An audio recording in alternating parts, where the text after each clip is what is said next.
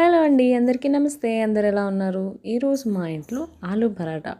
దీని గురించి చెప్పాలంటే యాక్చువల్గా చాలా ఇయర్స్ నుంచి నాకు చేసుకోవాలి అనే ఒక ఆశ ఉంది.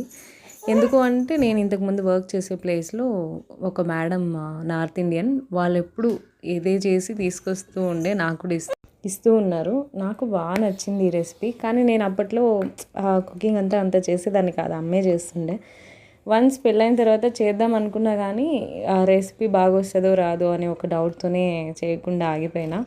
సో ఇన్ని ఇయర్స్కి ఇప్పుడు చేసే టైం వచ్చిందనమాట. చాలా సింపుల్ ఇది. చపాతీ పిండి నార్మల్గా రెడీ చేసి పెట్టుకొని స్టఫింగ్కి మాత్రమే ఆలు బాయిల్ చేసి పెట్టుకుని దాంతో ఆనియన్స్, ఉప్పు, కారం, కొద్దిగా గరం మసాలా, కొంచెం ధనియా పౌడర్, తర్వాత కొద్దిగా జీరా పౌడర్, గార్నిషింగ్ కోసం కొద్దిగా కొత్తిమీర వేసుకోవాలి.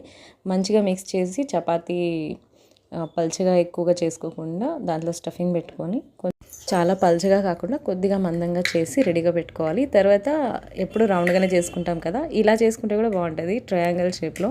మా పాపకి డిఫరెంట్గా చేసిస్తే బాగా నచ్చుతుంది, అందుకు ఇలా చేసిన. వన్స్ పెనం పెట్టేసుకున్నాక దాని మీద వేసుకొని నెయ్యితోని రెండు వైపులా మంచిగా కాల్చుకున్నారంటే సూపర్ ఉంటుంది. దాన్ని చేసేటప్పుడే సూపర్ స్మెల్ వస్తుంది అనమాట. అది ఆ స్మెల్కే మనకి తినేద్దామా అన్నంత ఫీల్ వస్తుంది. దీన్ని అయితే సాస్తో తింటే నాకు చాలా ఇష్టం.